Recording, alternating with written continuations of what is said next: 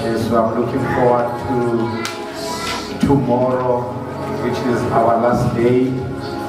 You are all invited. Again. Zokhuleka sibonga uNkulunkulu ukuthi uhambe nathi kwaze kwaba la. Amen. Bengekho ke ku social media ngimazi uday 1 uhambe kanjani. Hallelujah. Without any waste of time, zocela siye ku Psalm chapter 1.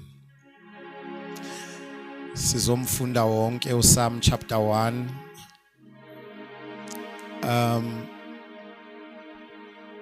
I don't know, permit me, my daughters, this is the text that I fell in love with during fasting and prayer. Ngizocela ninginike imvume yokuthi ngizifundele. Nizofunda ngesizulu. Ngisithandile le scripture njoba besiku fasting ngizosifunda mina ngesilungu angifundele wesizulu, then obezongifundela iEnglish angagijima aye ku Jeremiah chapter 17 uzofunda u7 to 8. Mina kodwa ngicela nje ukuthi ke ngizifundele lesi esiku Psalm chapter 1. Sizowafunda wonke lama verse, which is verse 1 to verse number 6. Afundeka kanje. Hey Nkosi yami. Hey uNkulunkulu ukhulumile kakhulu kule fasting. You know, there are things that we take for granted. Especially nje mina, I know ukuthi we are living with dispensation ye grace. So there are times la noma ngiya ku prayer, sometimes noma ngizifakela iBermuda yami, I just go to prayer. But this time while I was praying, I think good day 1, he just showed me a vision of an Israelite praying with a prayer shawl. Then he said to me, uma bengawutholanga umusa bekhuleka bezembozile, you come to me naked. I had to stop the prayer, ngahamba ngayofaka ibruko, ngagqoka kahle, ngabuya ngazokhuleka. It was heavy to the point yokuthi I couldn't even listen to some gospel artist. Bengucima because abanye bengithi mangibalalele umoya ongcwele angaconnect. And the Spirit of the Lord will say to me, I do not have a relationship with what you are listening here. Nabanya bashumayeli, I didn't listen to them because into bengifuna ukuyilalela yizwi kanye nendumiso. So bengithi noma ngifaka abanye abafundisi athi umoya engcwele, I do not know this man. I never had an experience with him. And cishe babila abantu bengibalalela throughout.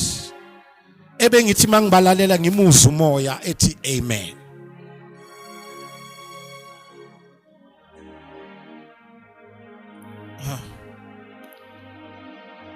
Then I was stuck to day number 1.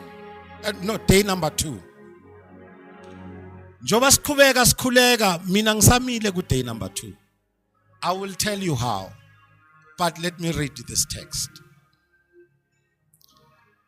Blessed is the man who walks not in the counsel of the wicked, nor stands in the way of sinners, nor sits in the seat of scoffers. Elibandla lim underline blessed is the man. Bese underline walks not, nor stands, nor sit. Ngamanye amagama, you can say walk not, stand not, sit not. But his delight is in the law of the Lord, and his law, and on his law he meditates day and night. I want you to note verse number 3. He is like a tree planted by the streams of water. Funa kule verse underline streams. He is like a tree planted by the streams of water that yields its fruit in its season, and its leaf does not wither. In all that he does, he prospers. The wicked are not so, but are like chaff that the wind drives away. Therefore, the wicked will not stand in the judgment, nor sinners in the congregation of the righteous. For the Lord knows the way of the righteous, but the way of the wicked will perish. Asithole ngesizulu. Ubusisiwe umuntu ongahambi ngeseluleko sababi, ongemi endleleni yezoni, ongabi mdibi munye nabaxolodayo, kodwa othokoza ngomthetho kaSimakade, azindle ngawo imini nobusuku.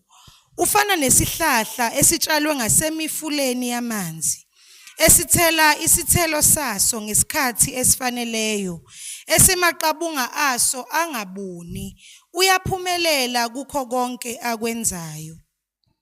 Kepha abanjalo ababi, kodwa bafana namakhoba apheshulwa ngumoya.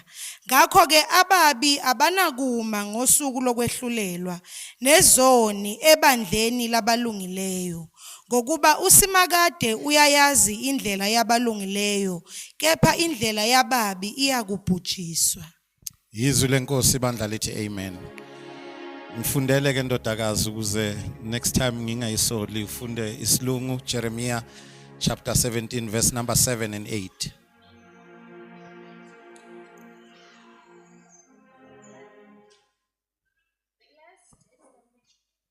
Blessed is the man who trusts in the Lord, whose trust is in the Lord.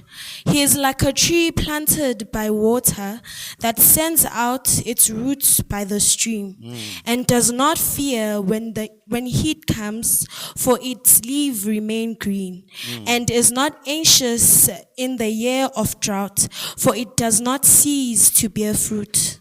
Izwi lenkosi sithini sonke amen.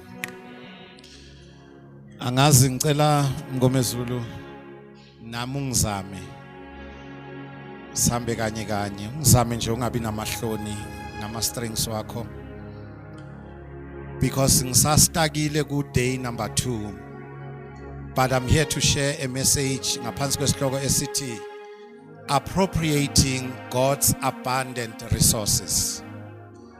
Appropriating God's abundant resources. How many of us who believe that God has abundance in resources? How many of us who believes that uNkulunkulu does not have limited resources? Ake simshayile izandla ukuthi he does not have limited resources. I am stuck ku day number 2 because angazi bangakho abasakhumbula ukuthi what was the prayer item ka day number 2. Let me help you with guidance. Yes, it was a prayer for the Lord's divine guidance. That was day number 2, and we had a scripture okuyiso esuse yonke le ndaba yanamhlanje. I just want to do this bese siyathandaza bese siyahlukana. Iscripture sibe ku Psalm 25 verse number 4 and 5. Ofundeke wathi, make me know your ways, teach me your paths, lead me in your truth, and teach me. For you are the God of my salvation. For you I wait all day long. Make me know your ways. Bese lencwadi esifundile ivula ngokuthi blessed is the man who walks not in the counsel of the wicked, nor stand in the ways of sinners. As we read these two scriptures, we will discover that there are two ways. The first way is the way of the Lord. And the second way is the way of sinners. Ngalelite, blessed is the man who does not walk in the counsel of the wicked, nor stand in the ways of sinners. Ngiyayiphinda futhi lento. They are what, bazalwane? And if there are two ways, chances are we can be lost and find ourselves endleleni wrong. Umbhali ka Psalm 25 kwangathi understandile ukuthi along the way you can lose direction and find yourself walking in the wrong way. Ukuze avoid lokho uya kuNkulunkulu uthi teach me your ways, O Lord. Kwangathi he understood ukuthi when you now know the ways of the Lord, it will be easy for you to identify the ways that are not of the Lord, and you will do all in your powers to avoid walking in the ways of sinners. Ngoba bazalwane, there is no in between. If you are not on the right way, you are on the wrong way. Akekho umuntu ophakathi nendawo nje. And kufanele mawumzalwane ukhulekela indlela okuyiyo. Yingakho neBhayibheli lithi khona indlela ebukeka ingathi yinhle kodwa isigcino sayo ukufa. So ku day number 2, hey Nkosi yami ngiye ngastaka ukuthi Lord teach me your ways. Imistake esiyenzayo nasemabandleni, we have forsaken God's ways and we have introduced our ways. And okunye sikwenza ngoba we are checking what is trending. We are taking what is trending and bringing it to the house of the Lord. But umbuzo uthi hiyo yini leyo ndlela? The danger is when you are doing what everyone else is doing and neglecting what God has called you to do. Today, bazalwane, I'm here to remind you about the right way. And the right way is God's way. And God's way leads to life. This talks of God's direction for life's pathway. If you say, make me know your ways, O Lord. In other words, you are saying, God, give me direction. Nike indlela ekumele ngihambe ngayo. And I'm here to give you a guarantee. Indlela kaNkulunkulu ayilidele exakekeni. Indlela kaNkulunkulu will lead you to God's unlimited resources. Amen. Amen. Abanye abazalwane abafuni sibathandazele. Abanye bafuna sicheke nje ukuthi are they on their right path? Ngiyamangala mina why uJesu mayephulukisa abanye abantu mayeqeda athi go and sin no more.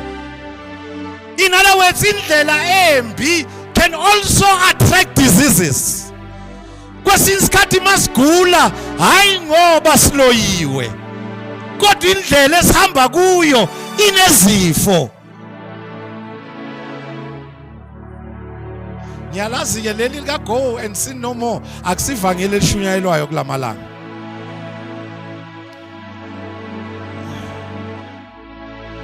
Awungakhumbula amakhehla akudala ndodakazi ayithi khethe yakho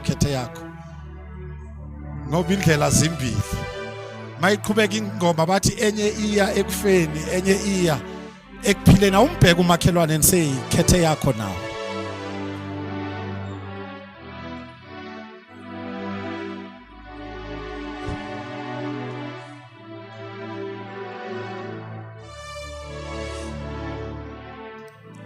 If you want to follow God more closely for direction, you must take time to know what He says.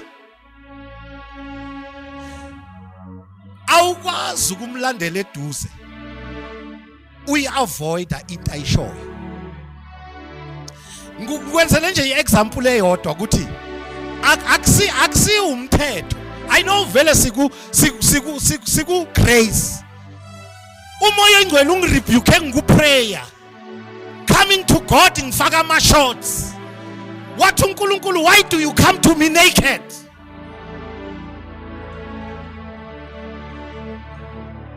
Abayo uyabona usibuyisele emuva. Hayi nje ukuthi ugqoke kahle because you are coming before the King of Glory. Angeke uyimisele uyobona umswati ungayimisela uze enkosini.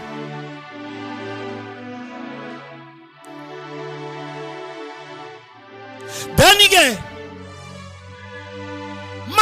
mawufuna ukumlalela umlandela uNkulunkulu, two things ekumele ungasicimi. Number one, ungamcimi umoya. Yabona umoya unjengalo mama esimtobetsa lapha emotweni zethu. Alokathi turn right in 500 kilometers.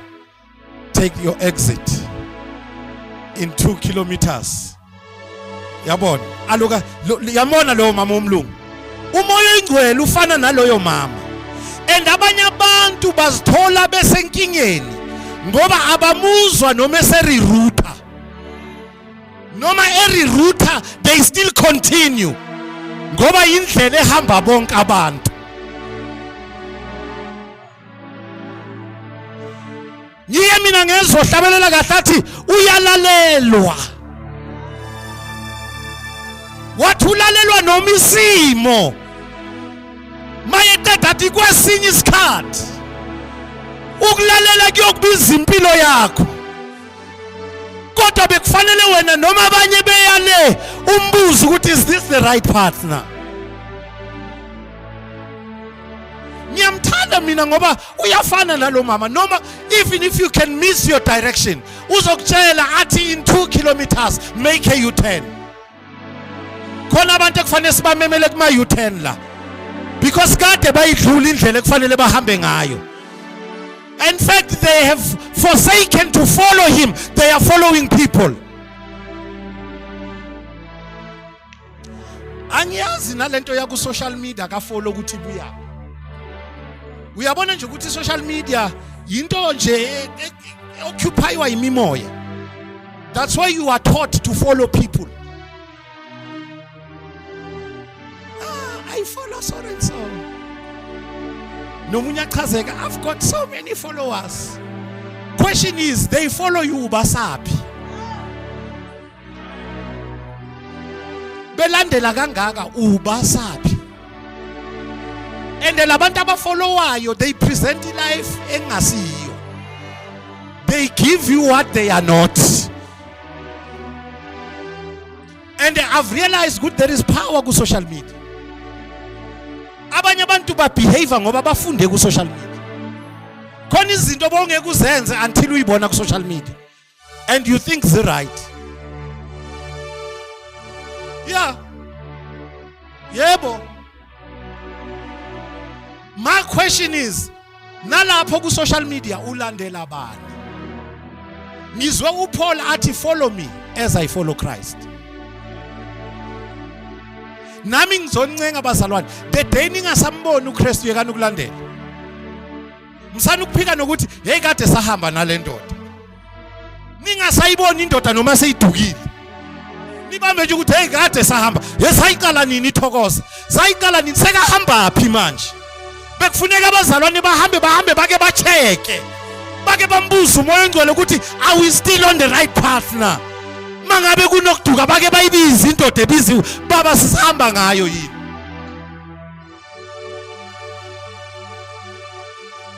Ungathula kodwa ugibela itaxi wrong. Wazi kahle ukuthi boye santini.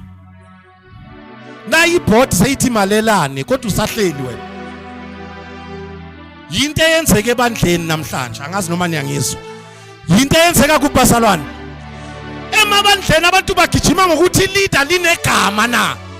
Bangacheka ukuthi leader lisahamba ngayo indlela. Many people are running for what they call mega churches. Just because ibandla likhulu, ibandla lihle, ibandla bangabheka ukuthi kuyiwapi la.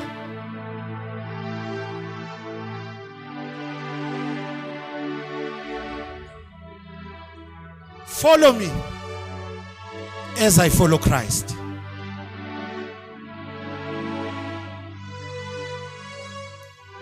Hey.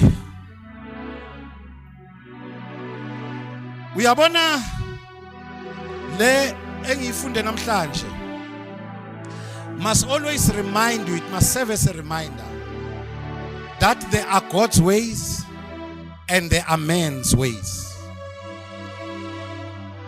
And okubhlungu Mr. Mabala, we have introduced man's ways na kuyipulpit likaNkulunkulu.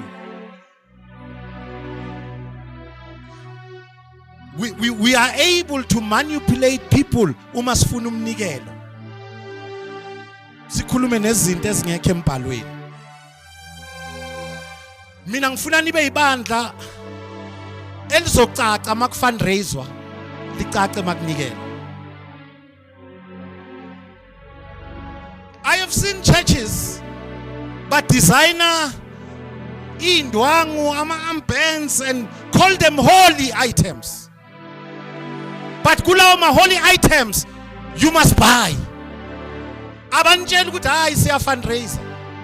There's nothing holy about this. You are holy because the Spirit of God lives in you. Kodwa wena wazi ukuthi you are holy, ugijimela indwangu holy.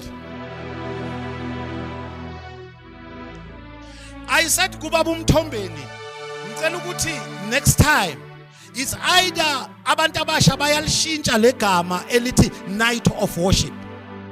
You cannot say worship and put a price. Ukuthi abantu babhadale malini ukungena. Bakhokha kanjani abantu kuzo worship? Mina I believe the price was paid on Calvary. Rather call people to concert if it's a concert. But once you say worship, thina bakamoya siba sensitive. How can you say worship bese kuba ne prize emnyango? That's no longer worship, it's a concert. And abantu bayalandela nje bayalandela. Mina ngithe mamthombeni ngamane kuthiwa nje in concert with High Praise Center worshippers, in concert with them. Kwase kuthi size ku concert vele siyabhadala. But once you say night of worship, I cannot give you a night with the king on a price. One night with the king is free of charge. Ngoba yahlatshwe eCalvary. Anganoma niyangizwa basa yenze njani bazalwane? Makeqeda wathi kufeziwe. Bazokutshela ukuthi wayethi paid in full. Bese wena uyababiza uzothi abakhokhe. Lalelani, ninga worshiping ithini? Ninga fundraising ezinto ezi wrong. As long ngisase leader yale bandla, you cannot fundraise nge-worship. You cannot fundraise ngezwi lenkosi. Let fundraising stand alone kwazeke ukuthi siya fundraiser. But once you say worship, allow God's people to come in. Umnikazi uyabafuna when uyababhadalisa. And yena wabathenga walikhipha laphelela. Wacelile ama leader ngathi please help me next time. Help me. Do you still love me? Am I still your pastor? Ake nishayile uNkulunkulu wami izandla.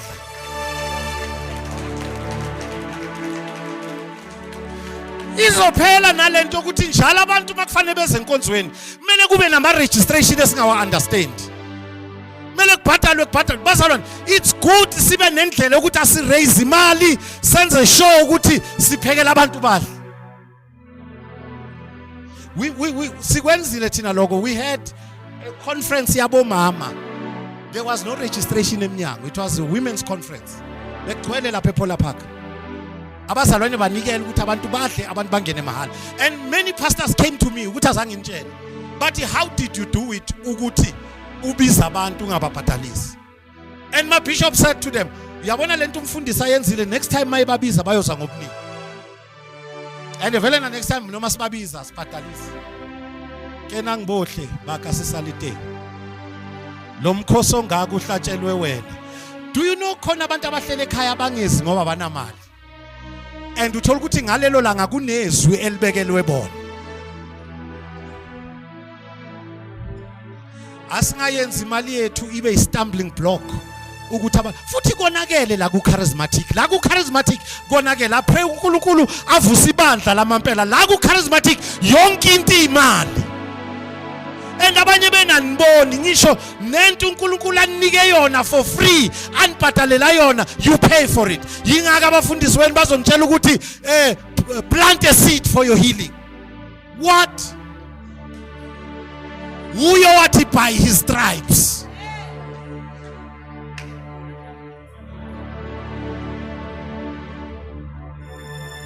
How namhlanje I'm here to lead you to God's abundant resources.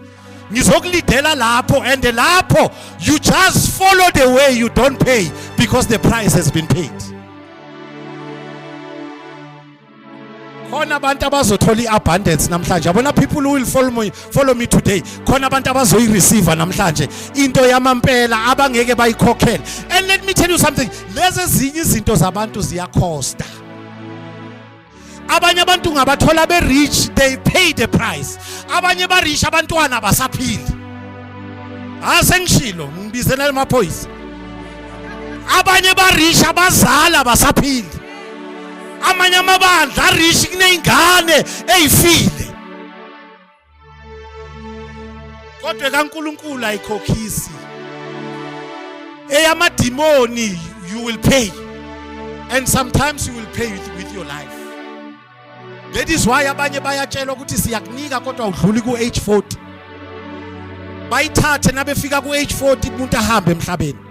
Nimangala uhambe manje kuphike. Hayi, is the contract ayisayinile. Mina ngabona uNkulunkulu ebless uJob eseneminyaka emidala waphinde wa-add eminye phezu kweminyaka yakhe waphinde wamnika abanye abantwana wanika ingcebe ephindaphindiwe uJob engabhadalanga lutho.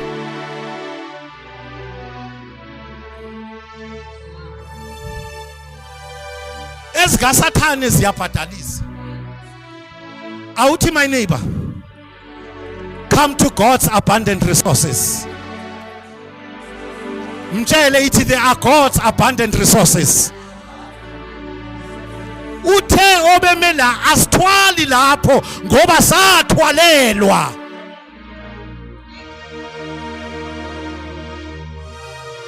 Sathwalelwa.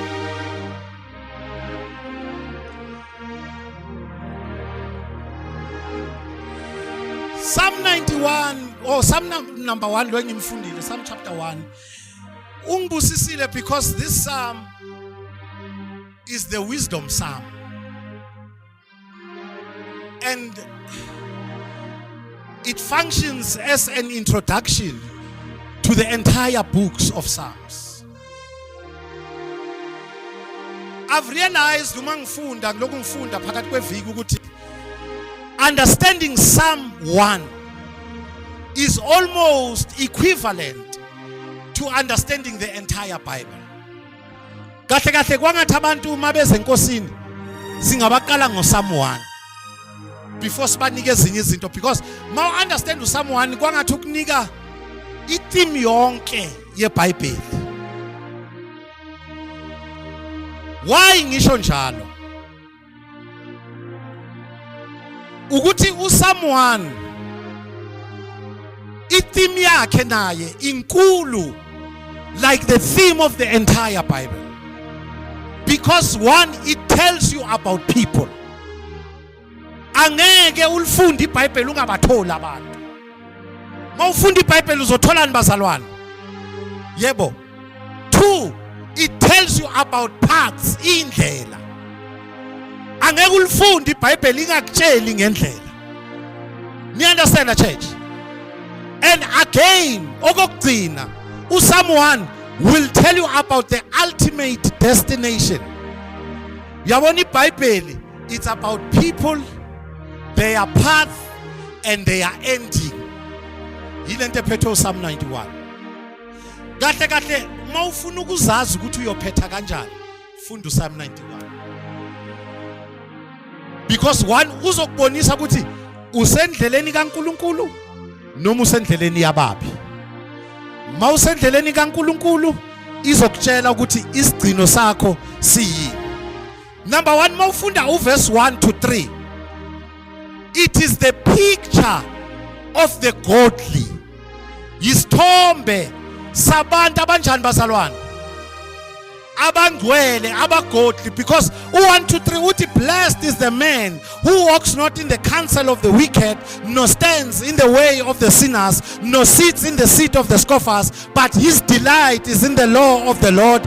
On his law he meditates day and night. Basically, he is like a tree planted by the streams of waters that yields its fruit in its season, and its leaf does not wither. Abantu abanjani laba bazalwane? Abalungile. Did we understand that? Then verse number 4 is the picture of the ungodly. Uzokutshela verse number 4 athi the wicked are not so. The wicked are what, bazalwane? They are not like the person ka verse 1 to 3. Uti, but they are like a chaff that the wind drives away. In other words, aba wicked isigcino sabo, they will be driven away. Sama songa ngithi. Yes. Bese verse 4 and 5. Verse 5 and 6 will reveal the outcome and separate the judicial of the two groups. Ababi abagwetshwa ngendlela efanayo nabahle. Ngicela ukukutshela na indaba ke. Singazalwa sonke kodwa sifana. Uma kukhona okholwayo nongakholwa lapho sinjani bazalwane? Asifani. Musa ukumfanisa nomuntu ongenaye uJesu. Mina nomuntu ongena Jesu sinjani bazalwane? And ne destiny yami nomuntu onoJesu ongena Jesu injani? Asiyi indawonye. Singagqoka isudu ye label eyodwa kodwa siyindawonye. Singaba amamember esonto elilodwa kodwa senjena bazalwane asindawonye. Kunabantu abacabanga ukuthi banokuphila okuphakade just because they belong to a particular church while be wicked. Angeke kukusize ukuba sebandleni labantu abasindisiwe uma ungasindiswanga. Ukuthi uhamba nabasindisiwe akuguarantee ukuphila okuphakade. Into ekumele uyenze njani?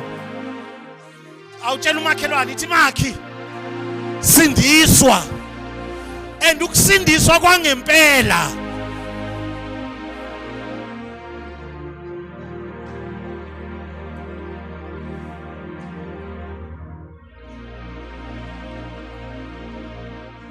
Ngake ngezomunye umfundisi eshumayela ukuthi isiphetho sibalekile kunesiqalo. Wathi akunankinga ukuthi uqale kanjani, but inkinga ukuthi uphetha. Kukhona abantu abaqala kahle baphethe kabi, bese kuba khona abantu abaqala kabi benze njani Amanye amadoda kaNkulunkulu siyazi ukuthi ayephethe lona. But we are concerned ngesiphetho sabo. And abantu abafana noThemba Shabalala sibo be complain, but we are praying night and day for them.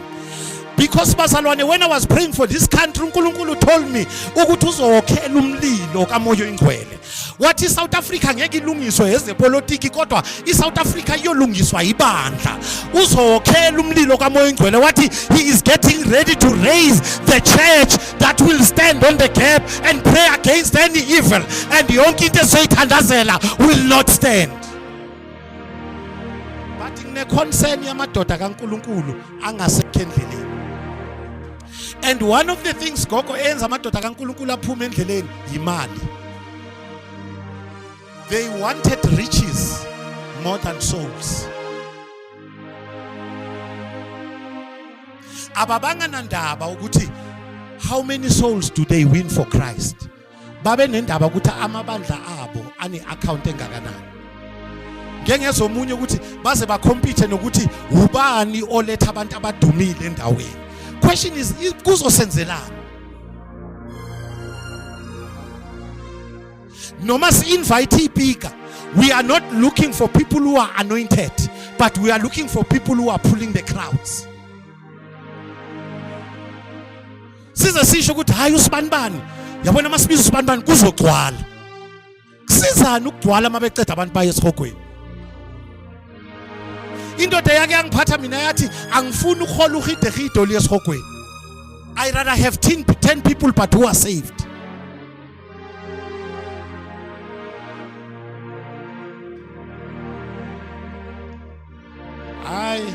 I'm sorry. I'm sorry. Do you forgive me? Do you forgive me? I know some of the people you love them. You follow them. But I want to challenge you, follow them as long as they follow Christ. Ayikho into esilimaza njengemali emabandleni. Mina ngiyamangala abantu manje sebafuna ukuba abafundisi because they think ukuthi kuba umfundisi ukwenza imali. Ngina 10 years ngiqalela umsebenzi kuba umfundisi ukwenza imali ngabe sengirich. Kodwa mangake ngikubalela ukuthi ngilahlekelwe imalini since ngawuqala lo msebenzi, you'll be shocked. Ukuthi mawubizwe kwaMampela, you lose more than you gain.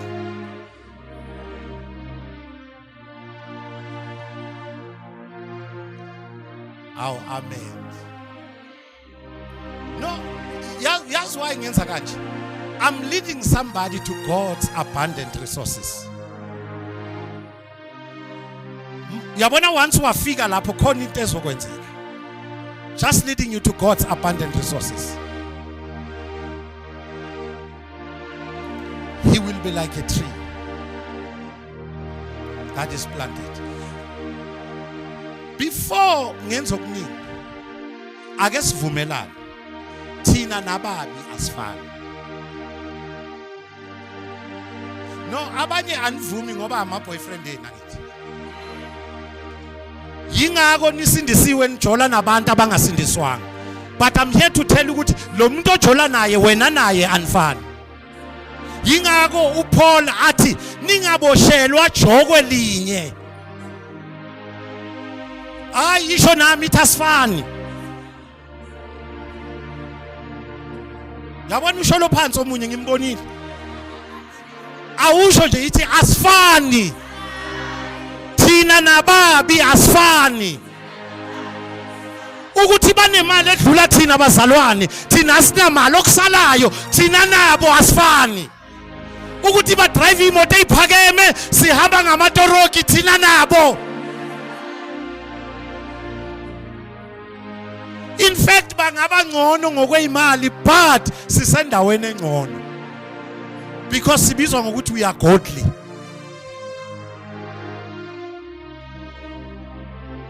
Hayi angiphinde futhi ngicela sivumelane bazalwane. Thina nababi asifani.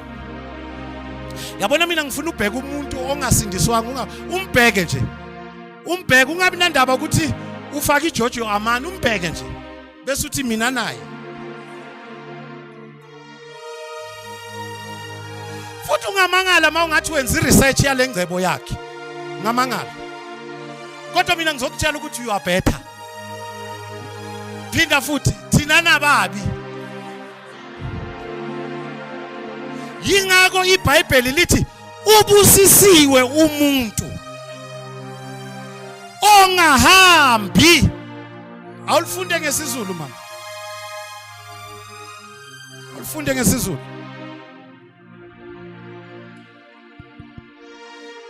ubusisiwe umuntu ongahambi ngeseluleko sababi manje why nelulekwa izangoma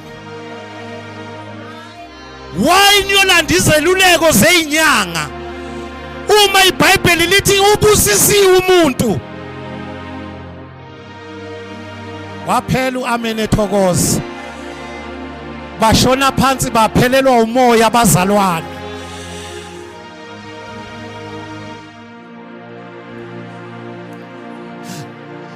yabazalwane mamfundisi alinankinga losiko leintombi alinankinga usiko nje I believe ukuthi lalidesignwe kahle for a good cause but nikhathazwa abaluleki bakhona most of the time labo mama baluleka amatshitshi most of them ogobela bese nawe uthatha ingane yakho enoJesu iye kugobela iyolulekwa lithi izwi ubusisiwe umuntu ongahambi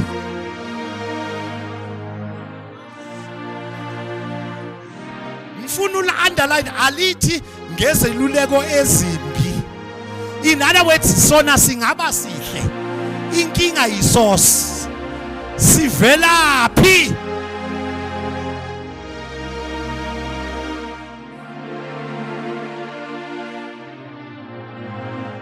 aw yimi lo ngisithandela uJesu ayikho nami into engingayenza ngafunyanwa umusa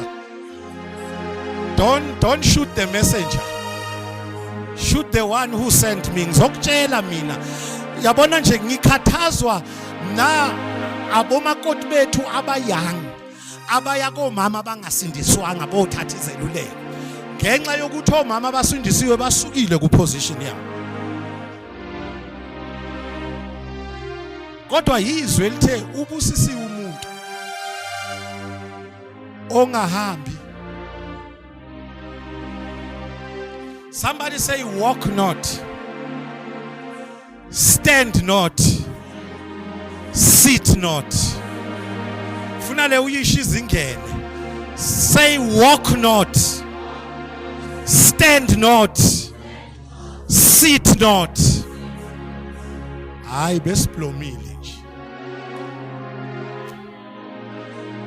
Bona bebadla into zabo mina bengingadli lutho. Mina bengiblomile nje.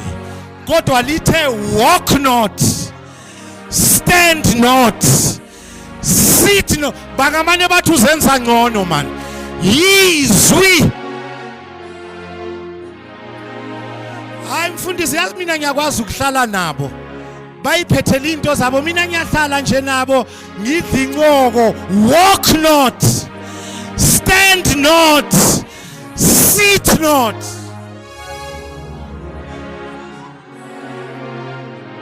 Ubloma kanjani bebabi?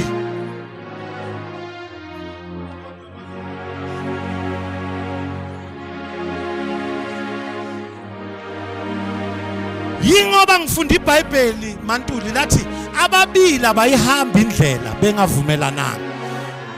Uma uhamba naye kusho there is something common. Uma uhlala naye there is something common. Uma uphuma naye nje ukuma hayi besiplomile nje. There is something common. Awukubuza umakhelwane wakho ithi ubloma nobani. Kukhona ama relationship ekumele masiphuma la siyowa cancel. They rather say uzenza ngcono vele ungcono ngoba izwi lithe you are godly.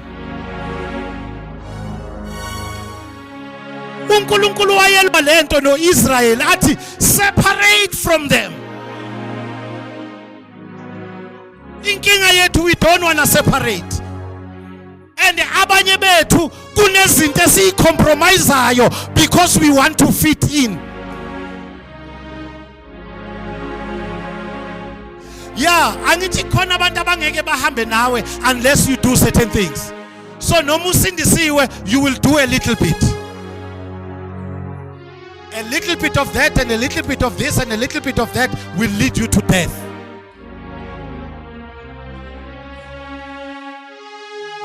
Kunabazalwane bama little bit. Akunasono man, mawuthe nje kancane. Just because you want to be accepted. Can you stand for your gospel regardless ukuthi who rejects you? Ume kule vangelo walamgelayo ngoba uyazi, ayi bazalwane, uyamazo wamamgelayo. Ume noma sebathi usindisiwe kodwa broke, wena wenze njani? Ume.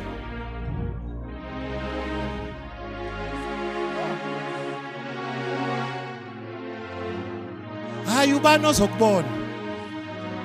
Kulungile thina ngeke sikubone. Kodwa iso lakhe libone kujule. Blessed is the man.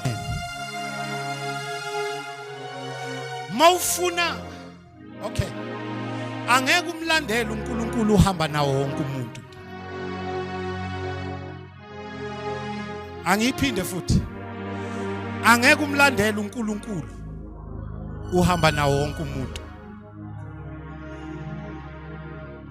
You know, njoba ngishumayela ivangeli mamthombeni, I realized ukuthi I no longer have friends.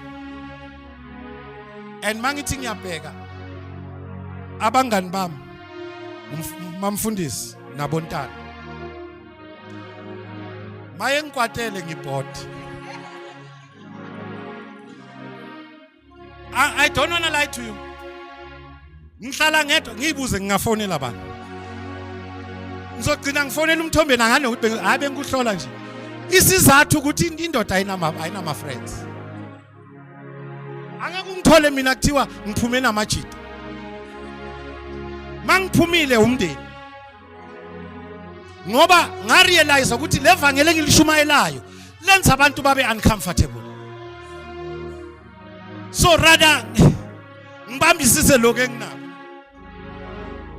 Ngoba ngajikelwa uyibwa. Sekonakele. Hey man, anike ningifonele. Elder Phil, ake ningithinte nje ningicheck. Angisha bomama bafona ngisha bobaba mabala, ake ningithinte Mr. Mumera. Ke nihlole nje incebe. Ngoba sometimes ungithola ukuthi ngilonely. Glory be to Jesus. Glory be to Jesus. Angeke ushumayele le vangeli engilishumayelayo ube ne crowd yabantu obloma nabo. And I realized ukuthi kwesinye isikhathi ndodana, uma ngizoloku ngibloma nani kakhulu ngizohluleka ukunirebuke when you go out of order. But uma ngiza ngaleso sikhathi nje ngiyakwazi ukuthi mayezo reporter sobhedile ngiyakwazi ukukulanda and call you to order. Linhlole dade le. Monna wa khawla. Do you still love me? Sengifuna ukuyothandaza. Dala kwa Israel bebathuma bebona isihlahla esikhula sithele kakhulu bekuba yisymbol yesibusiso. Niyangizwa ukuthi ngithini? Bekuba yini? Symbol yesibusiso. Bese lithi iBhayibheli, blessed is the man who does not walk, nor stand, nor sit. Bese lithi, he is like a tree. How many of us who believe ukuthi trees don't plant themselves? In other words, mawumlandele eduze einyathelweni ulalela kushoyo uyakuthatha akulethe endaweni of his abundant resources. Lithi iBhayibheli, you are like a tree that is planted. Ngakuphi? Ngakuma streams. Alibalanga istream esodwa. Libale ama streams angakanani? Amaningi. It's the place of God's abundant resources. Nako ke sengishumayelile Thokoza, I want to say to you, welcome to the God's abundant resources. I say welcome to God's abundant resources. Le ndawo engikhuluma ngayo yile ndawo ethi there is no amount of sin that can exhaust his grace. That is why lithi his mercies are new every day. Isono sakho usikhave more than 2000 years ago, ukhave izono zayizolo sanamhlanje nalezo zozenza kusasa. There is no amount of sin ozosenza athi uJesu angisakufuni. Oh, athi uJesu ndoda, I have ran out of grace. Ayikho into engayenza ngayo. His grace is abundant. I say his grace is abundant. I say his grace is abundant. His mercy is abundant. His love is abundant. This is a place of God's abundant resources. Mina ngicela ukukutshela ukuthi noma sowuhluphe kakhulu bengasakufuni, ubawuza kule ndawo angeke azathi sengikuthande ngikhathele. He will love you still. Nikena izingoma kababa wami athi, you brought me over the rugged hill. Athi ngithanda lamagama athi, even though I fail to do your will sometimes, but you bless me still. It's because there is an abundant resources kaNkulunkulu. Akathi kunini ngikubekezelele, ukhangile ngakuyeka, waphinda ngathula, hayi manje yabo. When you keep on doing it, yingakuphola thi bazalwane siyawuthini, siyohlala esonweni kuze kuvame umuntu. Ngamanye amagama, the more you sin is the more his grace abound. Hayi bazalwane, na umusa osanele sonke. Awuthi makhelwane, his resources are abundant. Yabazalwane, uNkulunkulu akaphelelwa uthando.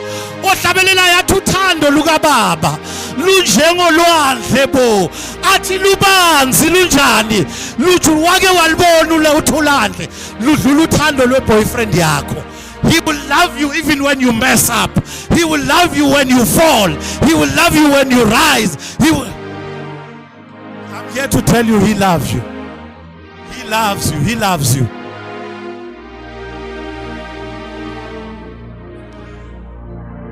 Nesithabelelo sakudala uPastor Ntuli uyasazi. Sasithi uthando lungaka. Bese lithi olwabantu. It's my neighbor. Welcome to God's abundant resources. I don't care what is happening in your life. Ngicela mawuphuma la uthi he loves me.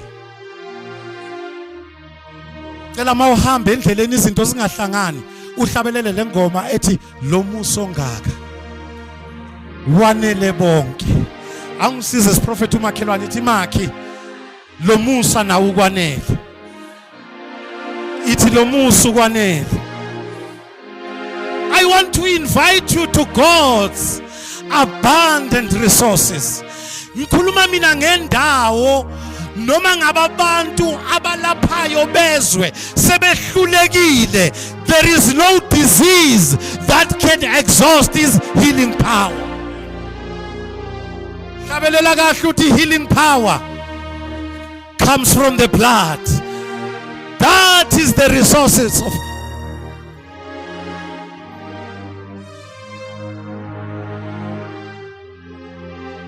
bangakabakholwayo ukuthi his resources are abundant. Bangakabakholwayo ukuthi uNkulunkulu akaphelelwa. Yabona namhlanje ngizela into eyodwa. Ngizokutshela ukuthi akaphelelwa nawo amandla okuphulukisa. Wathi by his stripes we are healed. And I'm here to invite you If you are here, you have a sickness, you have a disease. Even the doctor said there is nothing they can do. I'm here to invite you to God's abundant resources. Namhlanje ngifuna ukwenza into engajwayelanga ukuyenza.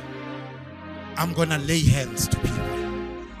I'm going to pray for your healing. Ngizokhulekela abantu namhlanje. You know, this morning when I was praying, benginale sihlabelelo nje esithi usizwise lawo mandla. Abafundi bathenjiswa. Kunalamandla Peter. Elithi iBhayibheli abanye abagulayo babekwa Peter badlula ithunzi zabo mayiwela phezukwabo bese bayaphiliswa. That is the God's abundant resources. That is where I'm here to invite you today. Bangakho abakholwayo ukuthi uyaphilisa. Bangakho abakholwayo ukuthi is still the same today. He does not change.